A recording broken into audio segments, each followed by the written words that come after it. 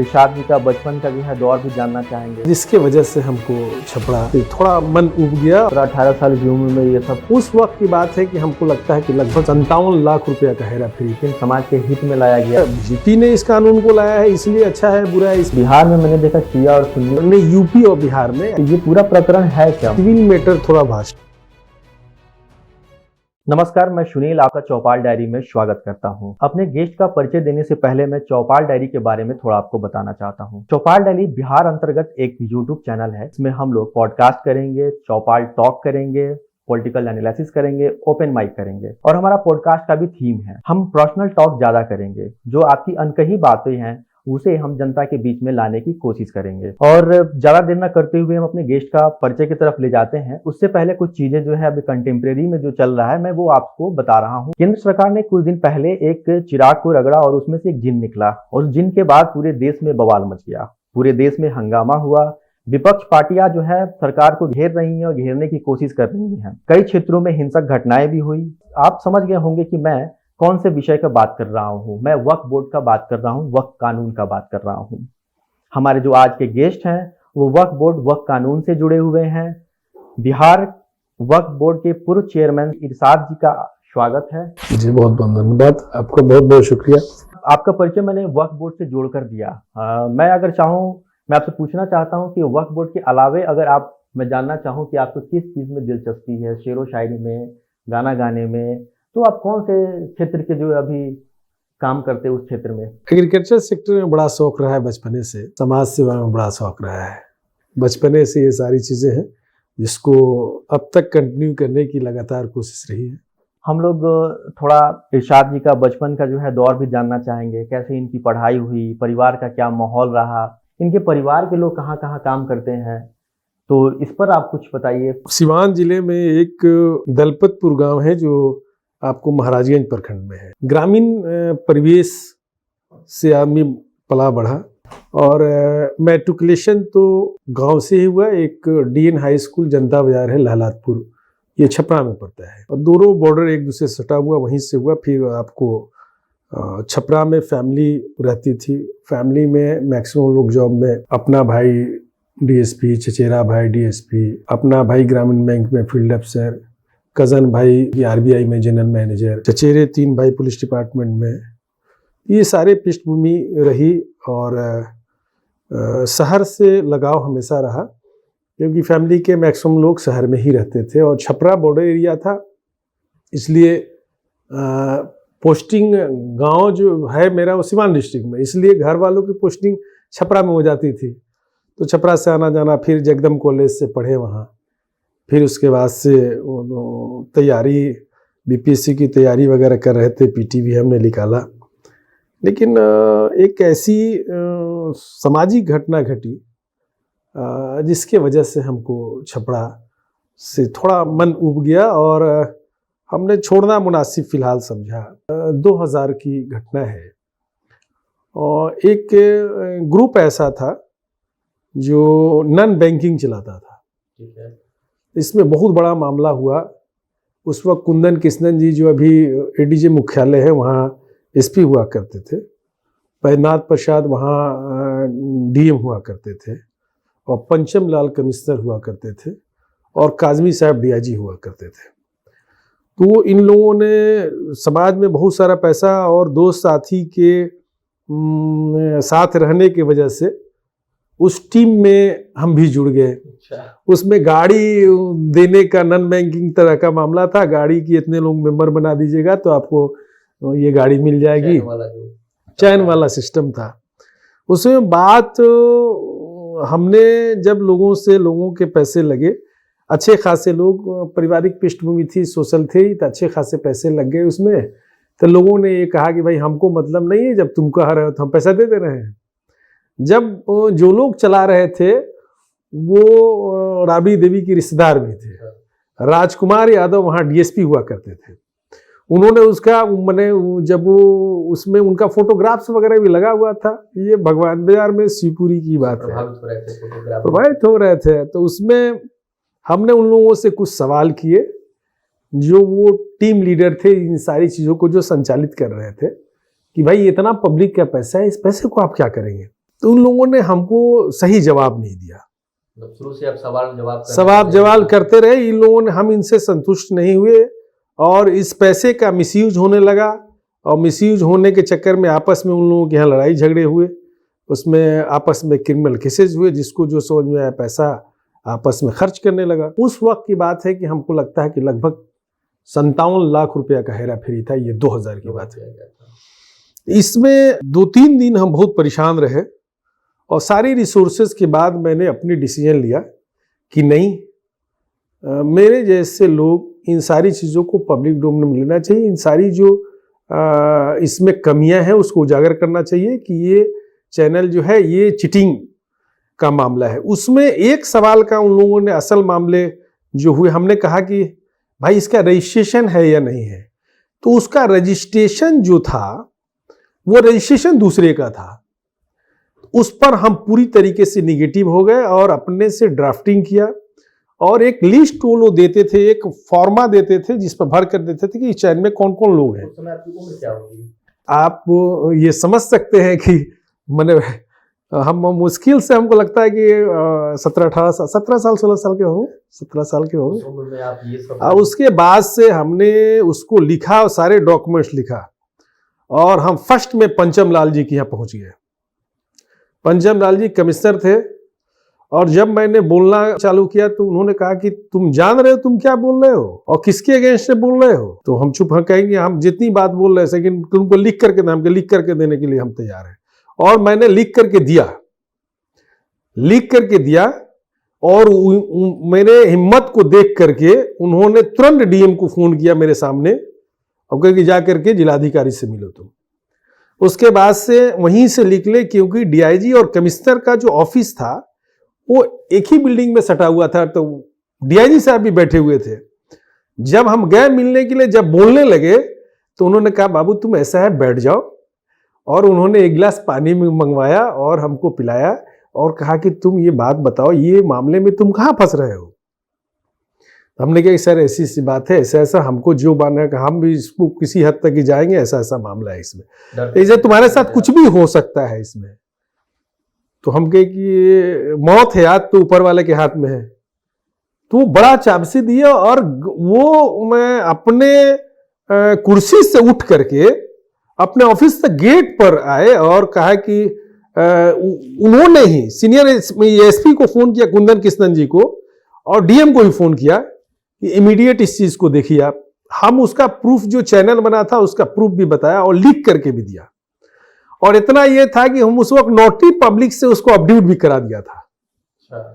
तो उसके बाद से तुरंत हम डीएम साहब के पास गए। डीएम साहब गए तो ये कमिश्नर साहब डीआईजी साहब दोनों ने फोन कर चुके थे। तो जैसे वहां गए तो मीटिंग चल ही रही थी।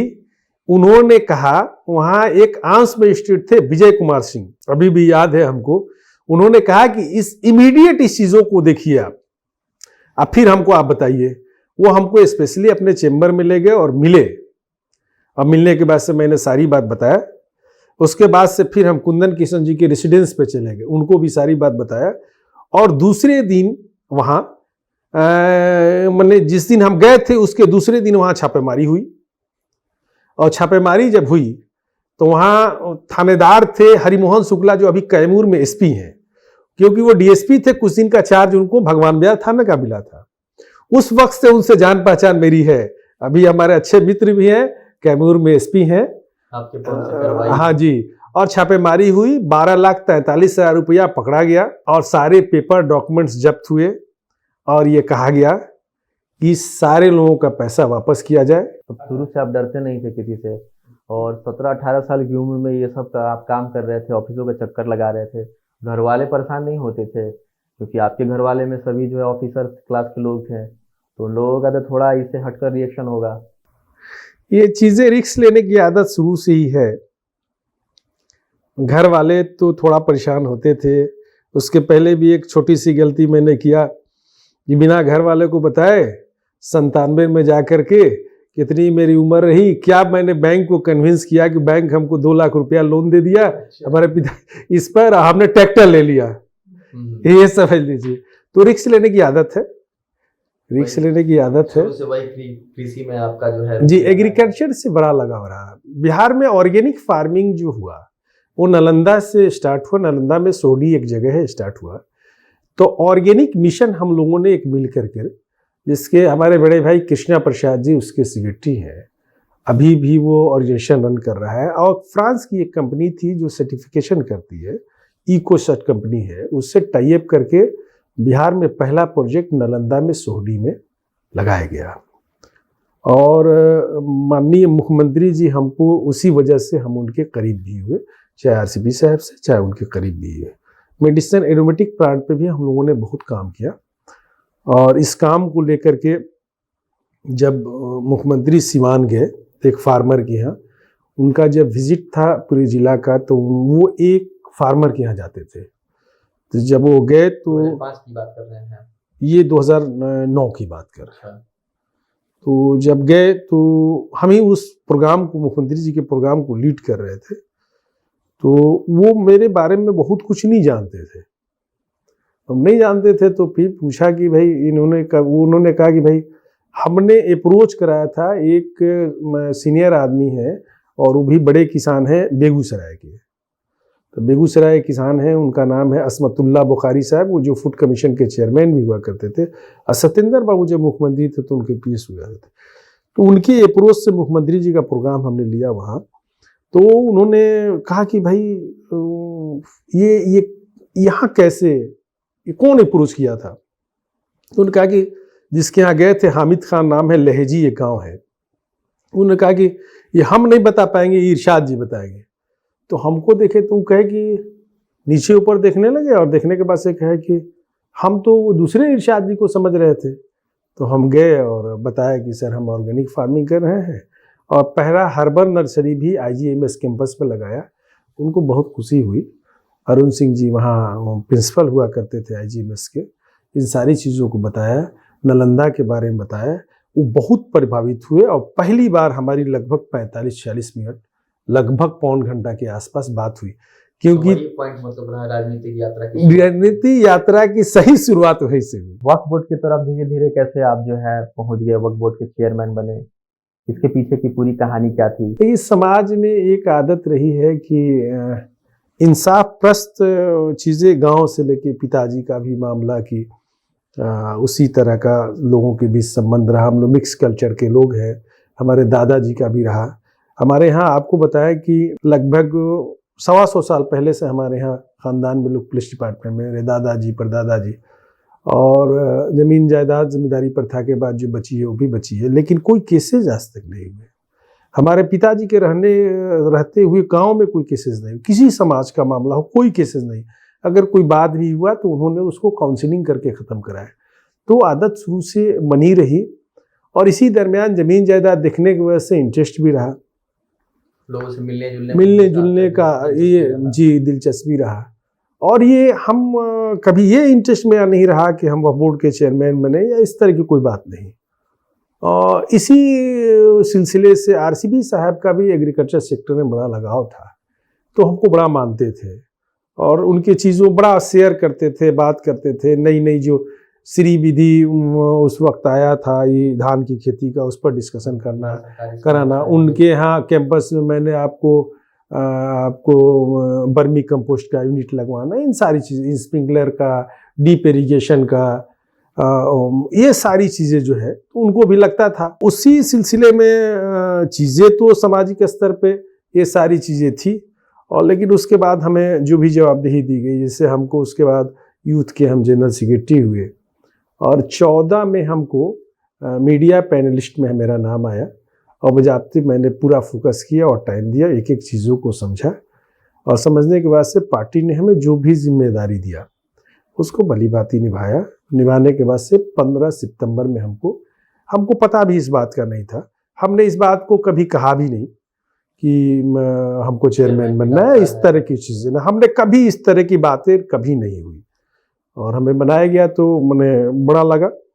उसके बाद से वो एक्चुअली चुनाव प्रक्रिया है, तो लोगों को भी सीनियर जितने लोग थे वो बोर्ड के मेंबर काफ़ी सीनियर थे, उसमें जॉइंट सेक्रेटरी लेवल के लोग थे, उसके बाद से विधायक थे, ये सारे लोग थे सीनियर लोग, तो उसमें थोड़ी दिक्कत शुरू में हुई हमको, चुनाव प्रक्रिया को हमको फेस करना पड़ा।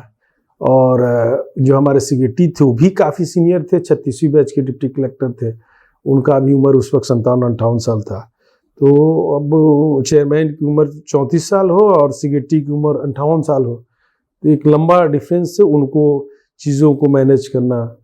और वह बोर्ड में सरकार का बहुत फोकस उस पर नहीं रहा, वह बोर्ड पे, मदरसा बोर्ड पे, इस तरह की चीज़ें। तो लगातार वहाँ जाना रहा। तो एक दिन हम गए वहाँ, तो जैसे हम घुस रहे थे अंदर से तो सुभानी साहब की गाड़ी निकल रही थी, क्योंकि हमारे चुनाव के रिटर्निंग अफसर वही थे। तो उन्होंने कहा कि चेयरमैन साहब गाड़ी, तो हम कहें हम तो अपनी गाड़ी से आते जाते हैं। तो बोले कि सेक्रेटरी को बोलिए गाड़ी लेने के लिए। अच्छा, ये गाड़ी भी नहीं थी, कुछ नहीं था ना, गाड़ी वगैरह कुछ नहीं था, नहीं था। तो हमने बुला के बनाया, तो सेक्रेटरी भी ये सबसे ऑफिस के लोग या बाहर के लोग इस तरह समझते थे कि अभी बचपना है, ये क्या करेंगे नहीं करेंगे, मैंने बहुत कॉन्फिडेंस लोगों को नहीं था। आपका कार्यकाल तो काफी चर्चाओं में रहा। तो उसके बाद से अब मजबूरी थी, ये थी कि हमने कहा कि भविष्य में कहाँ मौका मिलेगा, नहीं मौका मिलेगा, तो हमने अपने समय का सही सदुपयोग किया। और उसके बाद से चीज़ें, एक एक चीज़ों को मैंने कमर कसा। उस सिलसिले में मैंने जितनी संचिकाएँ थी सबको अप टू डेट किया और सबकी जांच करने के लिए जिला प्रशासन को भेजा कि आज के डेट में स्थिति क्या है। आपका जो कार्यकाल रहा 15 से 20, क्या क्या आपने किया? अभी जो वक्फ बोर्ड और वक्फ कानून पे जो चल रहा है विवाद, तो ये हम आपसे चाहेंगे, आपसे अच्छा जानकार अभी बिहार में मुझे नहीं लगता कि कोई मिलेगा, कि ये वक्फ बोर्ड क्या है, ये आसान और सरल शब्दों में बता दीजिए। और वक्फ जो कानून अभी बनाया गया है वो भी आसान और सरल शब्दों में, ताकि ऑडियंस को जो है कोई कंफ्यूजन नहीं रहे कि क्या ये है, क्या बदलाव किया गया है। देखिए, सबसे पहली बात कि वक्फ उसको कहा जाता है कि हमने अपनी मिल्कियत भगवान के नाम पर, अल्लाह के नाम पर, गॉड के नाम पर डोनेट कर दिया। वक्फ का मामला ज़मीन से रिलेटेड है, ज़्यादातर चल अचल संपत्ति दोनों से रिलेटेड है, लेकिन वो रिटेन में होना चाहिए। और ज़मीन का मामला पेपर से रिलेटेड है, इसमें किसी तरह का कोई कन्फ्यूज़न नहीं होना चाहिए कि विदाउट डॉक्यूमेंट्स कोई वक्फ होता है। सरकारी दस्तावेज इस तरह के चाहिए जिसको सरकार मान्यता प्राप्त हो, डॉक्यूमेंट्स, उसको न्यायालय माने, आवाम माने, ये सारी चीज़ें हैं। तो वक्फ का सीधा सेंटेंस में कि उस पर कोई छेड़छाड़ नहीं हो सकता है। जो लीगल तरीके से प्रॉपर्टी ऊपर वाले के नाम पर, अल्लाह के नाम पर, गॉड के नाम पर, भगवान के नाम पर डोनेट किया गया है, लेकिन उन चीज़ों को एकदम साफ सुथरे तरीके से कि आप दूसरी की प्रॉपर्टी को कहीं नहीं दे सकते, आप अपने शेयर को ही दे सकते हैं। अगर दे दिया है तो गलत है। हम बताना चाहते हैं आसान से शब्दों में कि दान करने का अर्थ ही होता है कि समाज में जो ज़रूरतमंद लोग होते हैं, समाज में जो निचले पायदान पे लोग होते हैं, आप उसको यतीम कहिए, उसको मिस्कीन कहिए, उसको विधवा कहिए, उसको बेवा कहिए, इस तरह के लोगों को मदद करना उद्देश्य रहता है, उद्देश्य ही रहता है। और उस ट्रस्ट में, उस स्टेट में कोई धार्मिक स्थल है तो उसका देख रेख करना, उसका पूजा पाठ जो रिचुअल है। अच्छा, इसमें अभी जो बदलाव किए गए हैं कि इस्लाम होना मतलब वक्फ करने के लिए ज़रूरी है, या इस्लाम के अलावा कोई दूसरे धर्म के लोग भी जो है वक्फ कर सकते हैं? वक्फ एक्ट में कई बार अमेंडमेंट हो चुके हैं। बहुत पुराना, सरकार का इतना पुराना बोर्ड कोई नहीं है, 1948 का बोर्ड है ये। और ये 23 से एक्ट बना, 1923 में एक्ट बना, फिर 54 में एक्ट बना, 54 में एक्ट में अमेंडमेंट हुआ, फिर 74 में अमेंडमेंट हुआ, 95 में, 1995 में अमेंडमेंट हुआ, 13 में अमेंडमेंट हुआ, उसके बाद से 2025 में हुआ। आज तक किसी अमेंडमेंट में आपने किसी तरह की कोई क्रिया प्रतिक्रिया नहीं किया। हम अपने लोगों से साफ सुथरी बातें करना चाहते हैं और ये कहना चाहते हैं कि आप ये न कहें कि बीजेपी ये एक्ट लाई है या एनडीए ये एक्ट में अमेंडमेंट कर रही है। आप जो अमेंडमेंट है उसको पढ़ के ही बात करें। और लगातार लंबे समय से इस पर बिना पढ़े हुए सियासत हो रही है और तरह तरह की बात हो रही है। मेरा ये नहीं कहना है कि क्या सही है और क्या गलत है, लेकिन मेरा ये कहना ज़रूर है, आपके माध्यम से हम अपील करना चाहते हैं आवाम को, चाहे वो किसी मजहब किसी फिरके को हो, कि अमेंडमेंट को पढ़ें। दूसरी बात ये है कि ये इस कानून में जो भी अमेंडमेंट हुआ है वो पुराना जो वक्फ स्टेट है उसमें किसी तरह की कोई तब्दीली की बात नहीं है। पहले से आस्था के नज़रिए से पहले भी इसमें 99% मुसलमान ही वक्फ करते हैं प्रॉपर्टी को।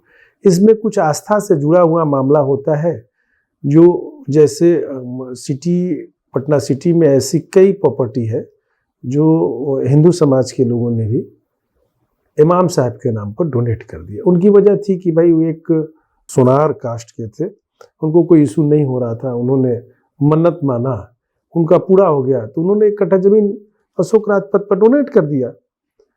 तो चीज़ें ये हैं, अब उनके आस्था का मामला था, अब इसमें फिर बहुत सारे चीज़ें हैं। लेकिन अब मान लिया जाए कि हम कोई चीज़ देना ही चाहते हैं, ठीक है, लेकिन आप कह रहे हैं कि नहीं डोनेट कर सकते हैं। हम उस ज़मीन को सेल डीड कर करके और उसके पैसे को किसी मस्जिद में किसी मंदिर में हम डोनेट कर दें, मेरी आस्था है आप किसी मंदिर में डोनेट करते, उसको आप कैसे रोक पाइएगा? संभव ही नहीं है। तो ये इस तरह की बातों पर कोई मतलब नहीं है, इन सारी चीज़ों का कोई बहुत मतलब नहीं है।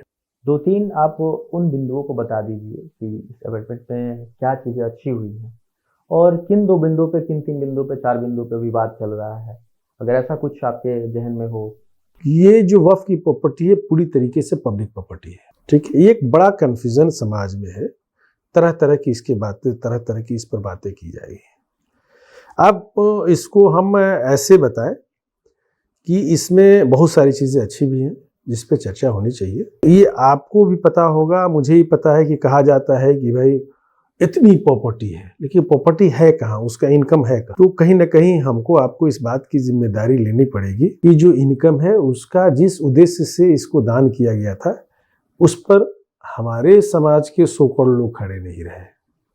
इससे हम ये जिम्मेदारी, हम चेयरमैन रहने के नाते इस जिम्मेदारी से है कि उसको पूरी तरीके से पालन नहीं किया जा रहा है। आर्थिक लाभ की नहीं समाज के जो अब रखने वाले लोग हैं वो ले रहे हैं। हम, मेरा ये कहना है कि सरकार तो कह रही है कि भाई जो चीज़ें आपकी है, जिस उद्देश्य के लिए दान किया गया था उसको आप हिसाब किताब सही रखिए, अकाउंट में पैसा रखिए, उसका ऑडिट कराइए। तो किस नज़रिए से इसको गलत करार दिया जाता है या इस पर रोशनी नहीं डाला जाता है, ये बड़ी अच्छी बात नहीं है, ये समाज हित में नहीं है। वो तो आप ही के लिए कह रहे हैं ना।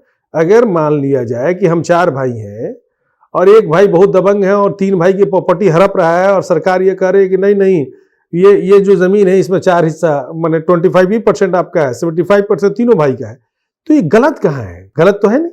इस पर कोई मीडिया कर्मी या कोई इस तरह की बातें नहीं होती है।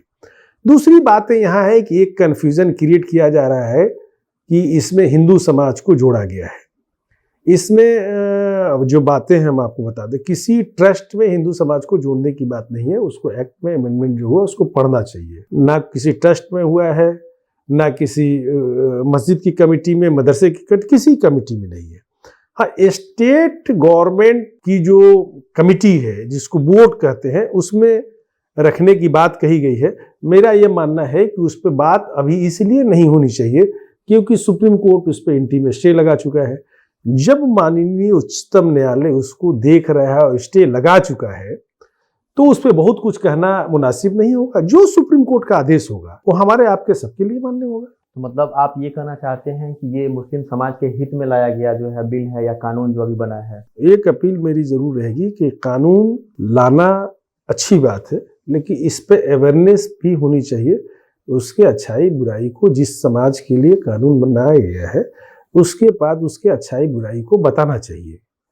तो बताने के बाद से कन्विंस होता है आदमी। और दूसरी बात कि इसमें एक चीज़, एक बड़ा कन्फ्यूजन है, इसमें जो जिम्मेदार लोग हैं उनको बढ़ चढ़ करके इन सारी चीज़ों को साफ करना चाहिए कि जैसे कोई मस्जिद है, मम्बारा है, दरगाह है जो वक्फ नहीं है, धार्मिक रीति रिवाज से वो चल रही है, प्रॉपर्टी का ये हो रहा है, तो उस पर भी सुप्रीम कोर्ट ने फिलहाल स्टे लगा दिया है। और बिहार में तो मुख्यमंत्री जी 10,000 कब्रिस्तानों का घेराबंदी करा दिए, तो कहाँ डिस्प्यूट है? हमको तो नहीं लगना है कि तरह तरह की बातें हो रही थी। अभी हम सीमांचल भी गए थे तो उसमें भी बातें हुई। तो आप ये बताइए कि हमको लगता है क्या किसी हिंदू समाज को कह दिया जाए कब्रिस्तान में 1 कट्ठा जमीन दे रहे हैं, आप मकान बना लीजिए, तो है पॉसिबल है क्या? तो ये चीजें, ये समाज में बढ़ चढ़ करके इन सारी चीजों को, जो फैक्ट है उस पर बात करनी चाहिए। ठीक है, चीजें हैं, इस पे सियासत नहीं होना चाहिए, और ऐसा नहीं कि इसमें बिना मतलब की बात हो और उन बात फैले और तरह तरह की बातें हों। तो इसको पढ़ करके समझ करके, कानूनी मामले हैं, इसको उसके बाद ही कोई बात होनी चाहिए इस पर। और बीजेपी ने इस कानून को लाया है, इसलिए अच्छा है बुरा है इस पर नहीं, कानून कानून है, इसको समझना चाहिए। जो जमहूरियत में सबको हक है अपनी बात को रखने के लिए, आप प्रोटेस्ट भी कीजिए, लेकिन ये बात आपको समझानी पड़ेगी कि इसमें कौन चीज़ आपके अगेंस्ट में है और कौन चीज़ फेवर में है। तो आप बिना वजह की बात कीजिएगा तो ये अच्छी बात। आप जो अच्छाई है उसका भी बयान कीजिए, जो आप बुराई है उसका भी बयान कीजिए, और जो बुराई है उसके लिए हम लोग मिलकर के अगर इस तरह की बातें होंगी तो हम लोग अपनी बातों को सुप्रीम कोर्ट में रख ही रहे हैं हमारे समाज के लोग। इसमें कहाँ दिक्कत है, इसमें घबराने की क्या बात है? मामले को सरकार को और अवेयर कराने की लोगों की ज़रूरत है। और एक जो व्हाट्सएप पे मैसेज सर्कुलेट होते रहता है कि वक्त पर अगर कोई दावा कर दिया गया किसी ज़मीन पर तो कोर्ट में भी नहीं जा सकता है, तो इस पर आप क्या कहेंगे? ये क्या कितना सच है इस मामले? ये दावा 100% गलत है। वक्फ बोर्ड में जो लोग होते हैं, थोड़ा सा आपको समझने की जरूरत है। जो वहाँ एग्जीक्यूटिव पार्ट है, जो चीफ एग्जीक्यूटिव जो सिग्नेटरी होते हैं, वो ज्वाइंट सिग्नेटरी होते हैं, इक्विवेलेंट टू IAS अफसर होते हैं। ये उन्हीं के कलम से सब कुछ होता है। और सरकार ने कानून में, किसी जमीन को आप कैसे दावा कर सकते हैं? विदाउट डॉक्यूमेंट्स का कोई जमीन नहीं होता है, और आपके पास ये डॉक्यूमेंट्स ही नहीं होगा कि वक्फ की प्रॉपर्टी है, तो आप दावा कैसे कर दीजिएगा उस पर?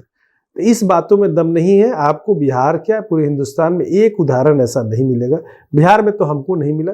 लोग ये कहते हैं इस पर सियासत होती है, इस तरह की कोई बातें नहीं है। अगर है तो वो भी समाज के बीच आना चाहिए, वो भी न्यायालय के पास जाना। अगर न्यायालय में कोई मामला इस तरह का पेंडिंग है, लोअर कोर्ट में, हाई कोर्ट में, सुप्रीम कोर्ट में, और जो यहाँ ट्रिब्यूनल है वो तो सरकार का ट्रिब्यूनल है ना। जो बोर्ड है वो सरकार का बोर्ड है। सरकार उसमें एक IAS अफसर मेंबर बनाती है, एक बार काउंसिल का मेंबर, जीता हुआ मेंबर होता है, एक लोकसभा या राज्यसभा का मेंबर सदस्य होता है, उसमें विधानसभा, विधान परिषद का। तो ऐसा नहीं है, इस तरह की बातें नहीं होनी चाहिए। अगर इस तरह की कोई बातें हैं तो उदाहरण के साथ, तथ्य के साथ ये बातें सामने आनी चाहिए। मतलब ट्रिब्यूनल के खिलाफ जो है कोर्ट में पहले भी लोग जाते रहे हैं। 100 केसेज है, आप बताइए, यहाँ से लेकर सुप्रीम कोर्ट। तो हम तो जिम्मेदारी के साथ कहते हैं, आप केस नंबर कहिएगा तो भी हम बता देंगे। तो और 2-3 चीज बदलाव की जो चर्चा चल रही है, कहा जा रहा है कि मुस्लिमों को इसमें इस बार जो है पिछड़े वर्गों की जो है स्थान दिया गया है। जो नया कानून लाया गया है, महिलाओं को जो है अनिवार्य किया गया। पहले आप महिलाओं को रख सकते थे या फिर पिछड़ों को रख सकते थे, लेकिन इस बार अनिवार्य किया गया है। तो इस पर क्या, ये सही बात है? जी देखिए, एक्चुअली ये बातें जो है वो एक्ट से बाहर की बातें, ये लोग चीजें कर, पहले से ही महिलाएं थी। हम ये बता दें कि यहाँ 2 बोर्ड है, दोनों बोर्ड में एक सुन्नी वक्फ बोर्ड है, उसमें कहकशा परवीन राज्यसभा सांसद थी, वो मेंबर थी। हमारे यहाँ फातिमा जो है वो बार काउंसिल की जीती हुई मेंबर थी। तो इस बातों में दम नहीं है। अगर आप कहेंगे, अगर किसी आदमी को कोई कन्फ्यूजन है तो नेट पर भी देख सकता है कि जो 13वां अमेंडमेंट हुआ था उसमें क्या क्या चीज़ें हैं। अगर आप कहिएगा तो हम तुलनात्मक भी दृष्टिकोण से आपको बता सकते हैं। दूसरी बात जो आप कह रहे हैं, ये पसमानदा की बात, तो वो तो पहले से ही समाज में है कि जो पसमानदा की बात, जो दबे कुचले, जो कमजोर वर्ग हैं उनके लिए तो है ही। इसमें मामला कहाँ है? ये तो पसमानदा, आप थोड़ा सा पसमानदा का मतलब जो है, अगर आप ये कह रहे हैं कि समाज में जो निचले पावदान पे लोग हैं, चाहे वो शिक्षा के क्षेत्र में हो, चाहे आर्थिक दृष्टिकोण से हो, चाहे माने फिजिकल हो, तो उनके लिए तो है ही। ये तो पहले से ही है, इसमें कोई नई बात नहीं है। पसमानदा का अर्थ हमारी समझ से पिछड़ेपन से है, तो ये अच्छी बात है। जो पहले से है इस पर भारत सरकार ने मोहर लगाया है, तो ये तो अच्छी बात है, इसका तो स्वागत होना चाहिए। जो कमजोर है उसी को आप मजबूत कीजिएगा, ये तो अच्छी बात है।